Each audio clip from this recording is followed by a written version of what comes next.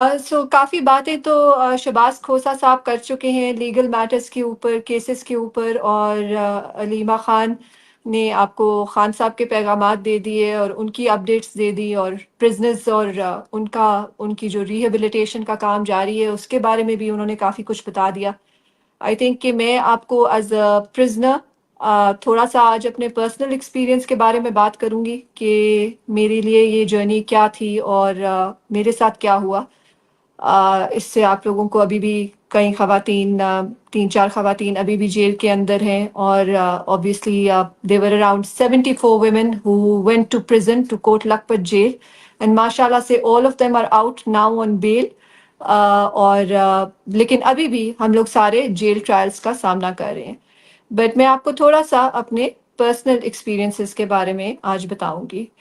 میں نے کچھ لکھا ہوا تھا اینڈ آئی تھنک کیونکہ اب we have sort of shortage of time, so I will, rather than speaking sort of extempo, I will just read it out to you. Um, I would like to thank you for inviting me to speak today, first and foremost. I am Khadija Shah, a Pakistani and American dual citizen. I have built a life in my motherland, Pakistan, and I am an entrepreneur. I own and head 2 fashion brands and have represented Pakistan globally. My grandfather was the former Chief of Army Staff, and my father, Salman Shah, has served as the Finance Minister of the country. I have always taken my civic role seriously and spoken up on various issues affecting our country and the well-being of our people. On May 9th, I participated in the protest against Imran Khan's arrest, the subversion of our constitution, and the derailment of democracy as an ordinary citizen of Pakistan. Over the next few days, I started receiving phone calls that I was in danger and should leave home. I was shocked and in disbelief. I had done nothing illegal. Why was I in danger? There was news of raids on the houses of people who had attended the protest, and my name was on a list. I had to leave home with my daughter. A few days later, armed men raided my parents' house in Kent and abducted my father, husband, and my brother. My father, who had a history of service to the country, is a diabetic and needs his medicine in the early hours.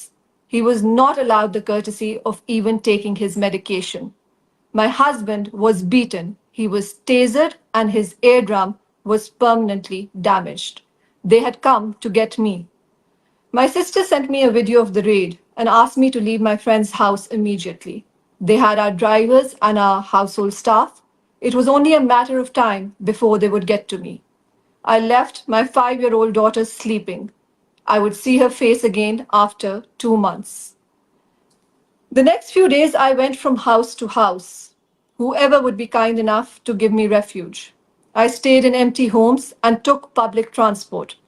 Our family was scattered all over the city, communicating with each other without revealing locations.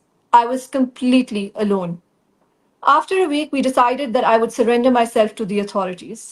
My face was being flashed all over media as a PTI leader and the mastermind of the May 9th protest. A narrative was being drummed up, painting me as an absconder on the run. False news of my arrest would be broken, placing me at locations I had never been to.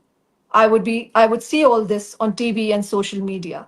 Certain journalists were tasked to spread the same narrative on social media, and certain accounts were calling for my rape by the police and skinning me alive.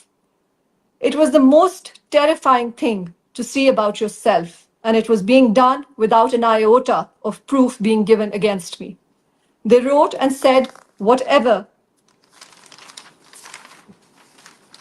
they wanted to pin on me with such conviction, and no one questioned where the proof was.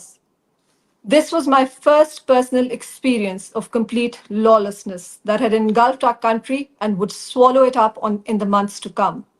My husband was still in jail without any charges, and they refused to let him go till I handed myself over. My family was shattered and scattered. My friends' homes were being raided.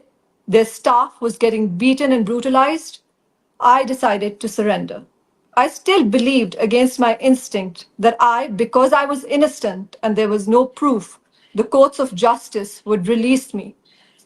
As I drove in a rickshaw to the CCPO office, Every instinct of mine told me the grave danger I was in.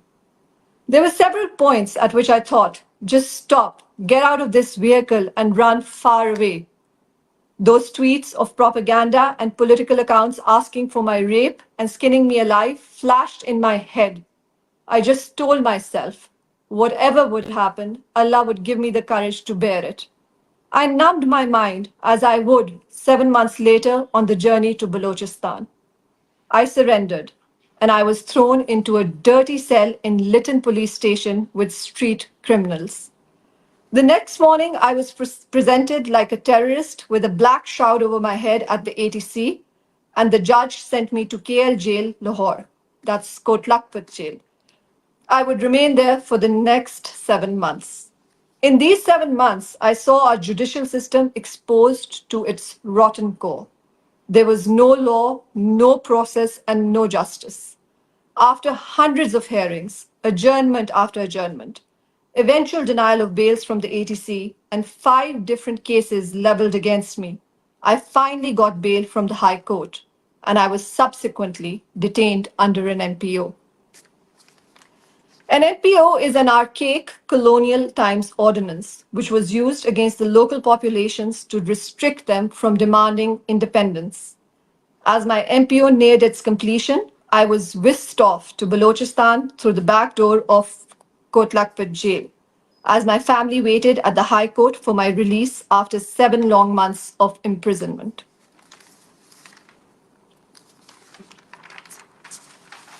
The order for me to be taken to Balochistan was sanctioned by an ATC judge.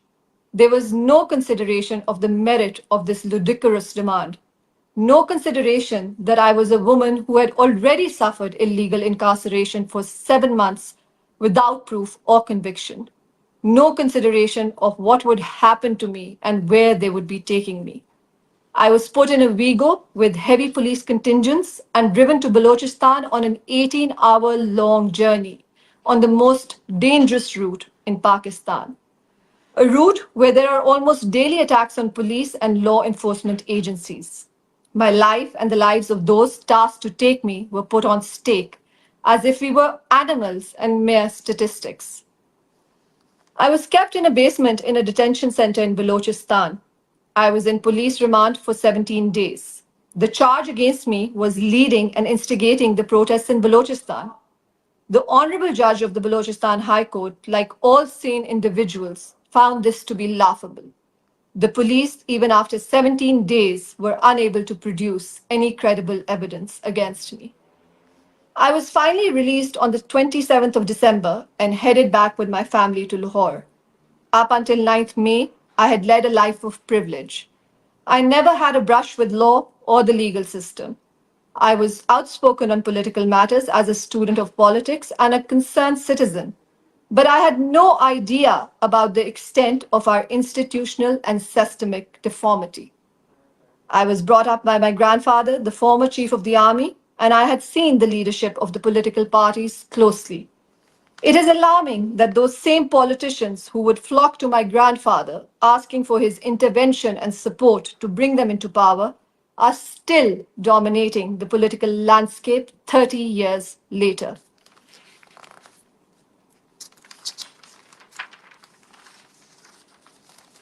My grandfather would be shocked by their demands and repeat vehemently, the army has no role in politics.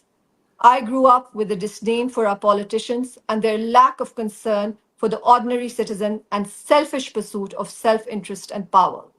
I never voted till Imran Khan's party, the Pakistan Tehreek-e-Insaf, emerged on the political landscape.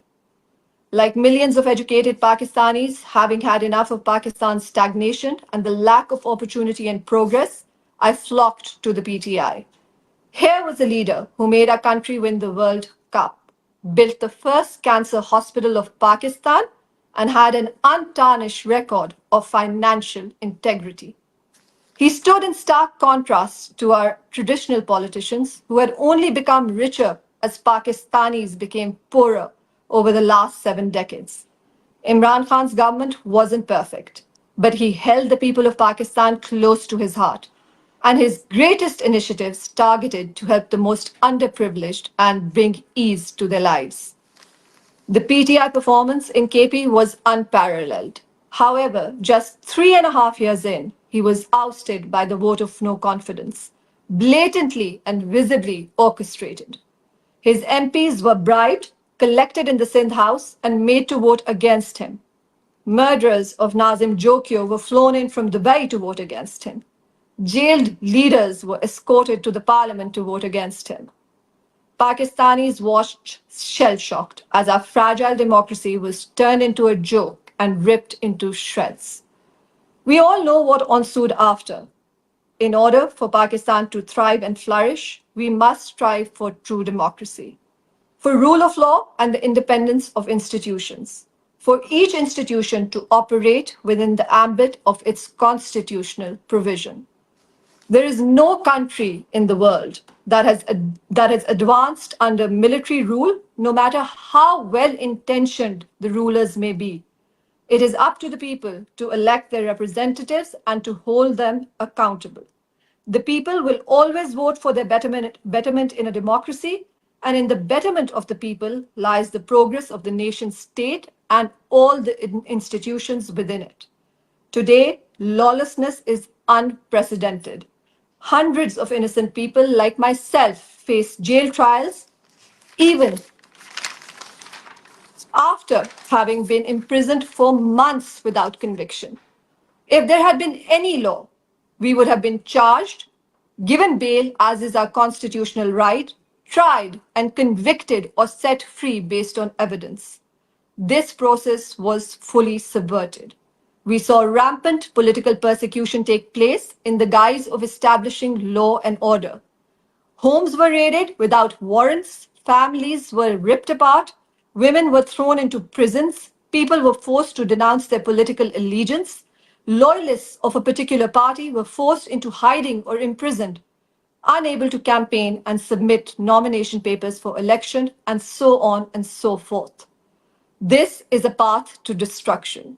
A country that does not have democracy, rule of law, and an impartial system of justice cannot hope to achieve stability or prosperity. Today, millions of Pakistanis are trying to leave Pakistan. Businesses are shutting down, capital flight is taking place, and there is no investment on the horizon. The Chinese, the Saudis, the UAE, and the US are inching away from us. Pakistan is the 5th most populous country in the world, and it is one of the poorest countries in the world. We are ranked 164 out of 193 countries on the Human Development Index. After 32 years of military rule and 45 years of hybrid democracy, Pakistan falls under the low human development category, lower than other South Asian countries, including India, Nepal, Bangladesh, and Sri Lanka. Pakistan's GDP per capita stands at $5 a day, which is in stark contrast to the average per capita income of developed countries, which stands at an average of $210 per day. The literacy rate recorded in Pakistan is 59%, while the global literacy rate is above 86%. In Pakistan, a staggering 22 million children between the ages of 5 and 16 are out of school. It is our collective responsibility to set our country back on track, right the wrongs, make a firm commitment to democracy, rule of law, and say absolutely not to the desires of the elites who want to usurp the right to rule and plunder our national resources for personal gain and interest. Even as I have suffered unimaginably and been put through immense pain, I harbor no desire for revenge against anyone. I would never want to see any woman politician go through what I and other PTI women supporters have suffered.